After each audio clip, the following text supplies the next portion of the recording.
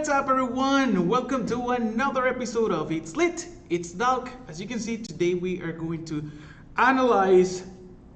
Well, we're going to discuss how to analyze these two poems. This is The Wanderer, anonymous writer, but translated by Burton Raffle, and Loneliness. This one was written by Fanny Howie. First thing that we're gonna do is analyze and try and get an answer for the essential question in this lesson. Can we control our fate? In class, I will be asking about this, and you guys will let me know. If you want to share something, use the comments below. Why not? So, prepare to compare themes. As the main thing, that is why we are going to read in this lesson 2 poems, because we're going to establish comparisons.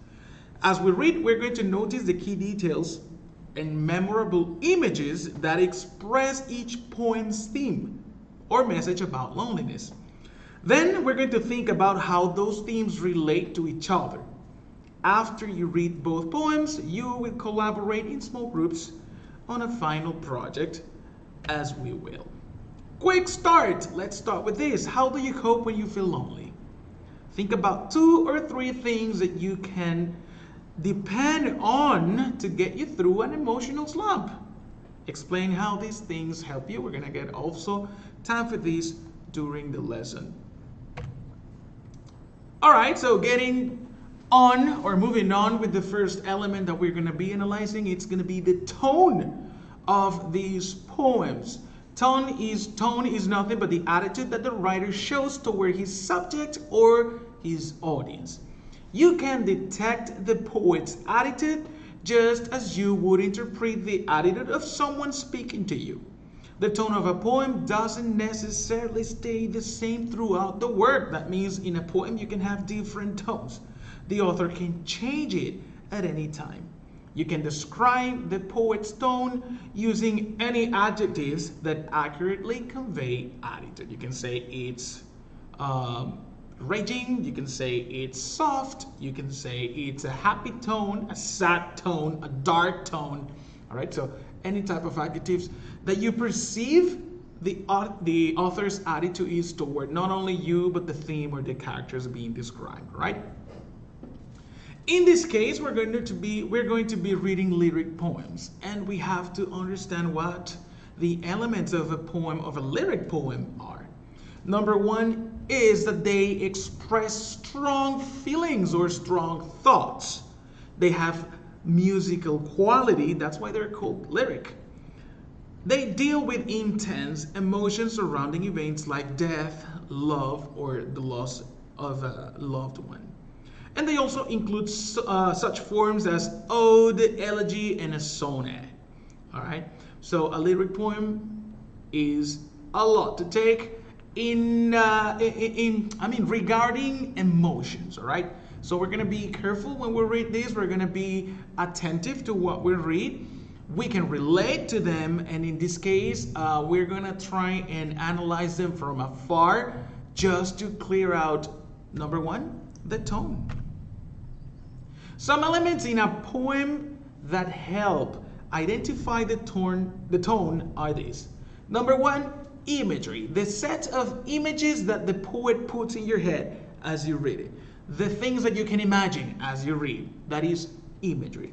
Number 2, sound devices. Remember that poems, and especially lyric poems, they are meant to be read aloud. They're meant to have a rhythm. They're meant to have emotion. So those sound devices like repetitions, like alliteration, sound devices like spoonerism, etc. So those type of things that make your ear, pay attention, because there's something like a cacophony, for example. Those are things that will also help you identify the tone of a poem. Third, the word choice of the author. Is the author using like very intricate, uncommon words, or is he being simple and using simple vocabulary? That also helps you identify tone. And finally, the speaker's feelings or thoughts. That, remember, the speaker is the one who, how can I put it? The speaker, number 1, the speaker is not the author. All right, the speaker is the character that is communicating through the poem. All right, most of the time, or yeah, a lot of the times, the author is not the speaker himself. Maybe it's a character created by the author to communicate something through a poem. All right. So as we analyze The Wanderer and Loneliness, we're going to think about how the authors use these elements of lyric poetry to convey tone in their works. Number 2 thing that we're going to do is to monitor comprehension. Monitoring comprehension involves determining whether you understand what you are reading. Yes, we can like stop for a bit and wait, am I understanding this correctly? If you have difficulty understanding these poems, you can use different techniques to enhance your comprehension.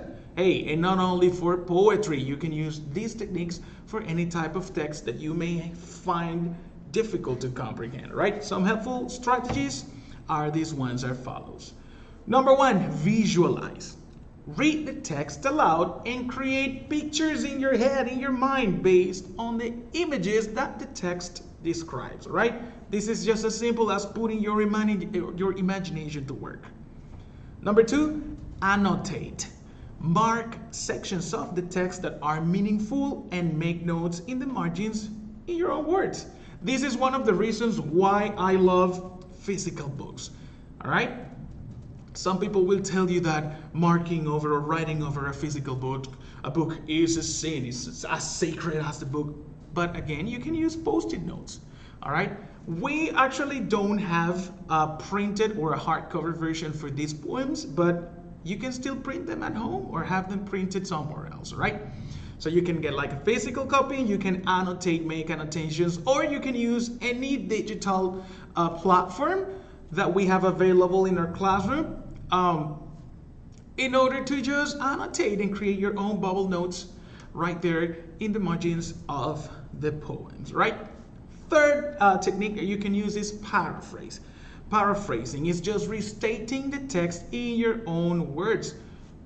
We can do this with a whole paragraph, with a whole verse, or with just line by line, rephrasing what we're reading. We're simplifying the text and being sure to maintain the order and the meaning of the original. It's not whatever it comes to my mind, okay? So if I read one line, I have to interpret it in my own words, but I have to make sure that they still communicate the main idea behind it.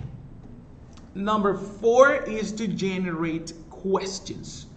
Ask yourself factual questions that can be answered simply and directly from the text. Questions like who, what, when, where, why, and how. Ask as well as questions whose answer require gathering information from different parts of the text to make inferences or evaluation. It's not just, okay, who did this? Okay, this person. When did it happen? This time. No, you can also create longer questions in which you have to maybe follow a sequence or go to different parts of the poem in order to gather the information you need to answer that question. What would have happened if he or she did that? Just to give you an example. And number 5 and last of the techniques that I can recommend you guys to monitor your comprehension is to reread confusing passages. That means just to read again. Slow your pace as you read confusing passages a second time. Yeah, you can go through reading a poem and, all right, I got the main idea, but if there's like a couple of verses or a section that you find very intricate and difficult, there's always the option to go back, all right? If you didn't understand what I just said a couple of minutes ago, you can just rewind. You can just go back in the video. The same happens with literature and text. You can just go back a couple of lines, reread again as many times as you need, slowly get the words from a dictionary, and then finally complete the idea that you think you are missing. You might also try reading the passages aloud if you won't disturb those around you. If there are words you don't understand, as I just said, just can go for a dictionary and find synonyms that can help. That, my friends, is going to be it for now. Those are the elements that we're going to be analyzing in The Wanderer and Loneliness. These are two lyric poems that I'm sure I'm going to enjoy getting our hands into. And for now, that's it for the lesson. Thank you very much for joining me. Don't forget to subscribe, leave a like, and I'll see you very, very soon. All right?